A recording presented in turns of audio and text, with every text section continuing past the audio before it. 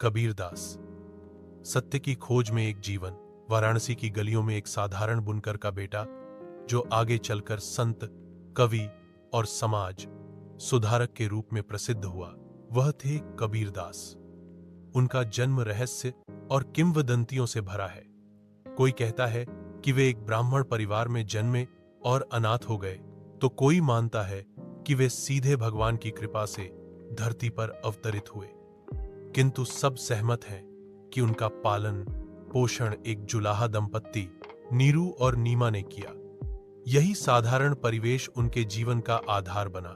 बाल्यकाल और जिज्ञासा। कबीर बचपन से ही अल्हड़ और जिज्ञासु स्वभाव के थे। वे अक्सर माता पिता से ईश्वर के बारे में प्रश्न पूछते।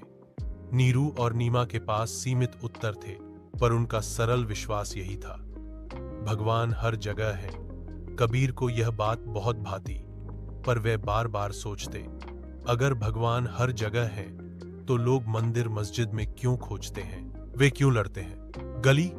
गली में जब वे पंडितों और मुल्लाओं की बहस सुनते तो उनके मन में और भी प्रश्न उठते।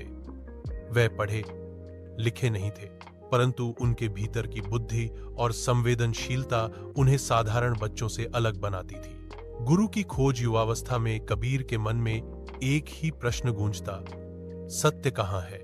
उन्होंने सुना था कि एक महान संत रामानंद वाराणसी में रहते हैं। कबीर ने निश्चय किया कि वही उनके गुरु होंगे, पर समस्या थी, वे मुसलमान जुलाहे के पुत्र थे और उस समय जात पात की दीवारें बहुत कठोर थीं।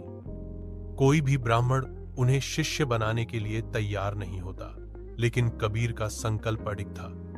एक सुबह वे पंचगंगा घाट की सीढ़ियों पर लेट गए, जहां संत रामानंद स्नान करने आते थे।